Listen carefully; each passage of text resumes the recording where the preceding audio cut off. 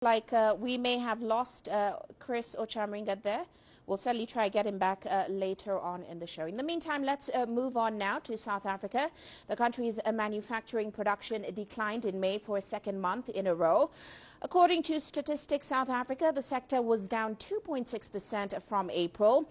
Now, the industry was showing steady growth since lockdown restrictions were eased last year. But with a severe third wave of COVID causing a rise in infections, activity has been limited. Rioting and looting in parts of the country is also expected to severely impact the manufacturing industry going forward. Here's Sumitra Naidu with more. The ongoing looting in South Africa's Gauteng and KwaZulu-Natal provinces is a major setback for the economy. The manufacturing industry is the second largest employer in South Africa. It is already feeling the impacts of the rioting related to former President Jacob Zuma's jailing last week.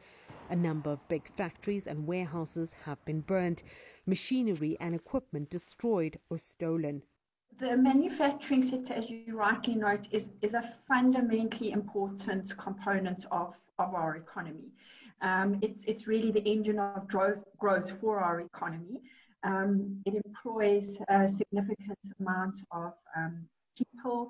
Last quarterly labour force statistics, just over 1.5 million employees, contributes approximately 11% to our GDP. Manufacturing is very important in the context of a country like ours, a developing economy with high levels of unemployment. Needs sectors like manufacturing because of the multiplier effect that manufacturing has on the different variables that are linked to manufacturing. Petrol stations inland are running dry after a major oil refinery suspended operations this week. The demand for fuel is likely to push inflation up.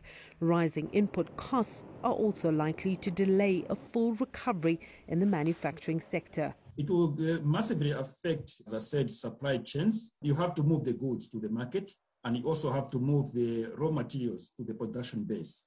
So that is a major significant issue that at play now. We've also seen disruptions slightly coming in from the transport service business. Most of the trucks have now been kept on the bay because of the security concerns. Meanwhile, COVID is still hampering efforts to ramp up production. Thousands are dying from the more severe Delta variant.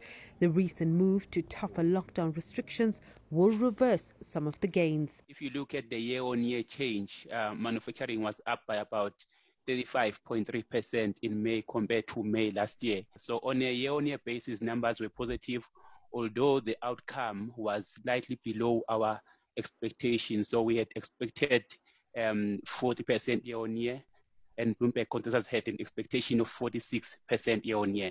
According to Stats SA, 6 out of 10 subsectors under manufacturing showed growth in the first quarter of this year, suggesting a more positive outlook. Sumitra Naidu, CGTN, Johannesburg, South Africa. And adding to Uganda now, the country's coffee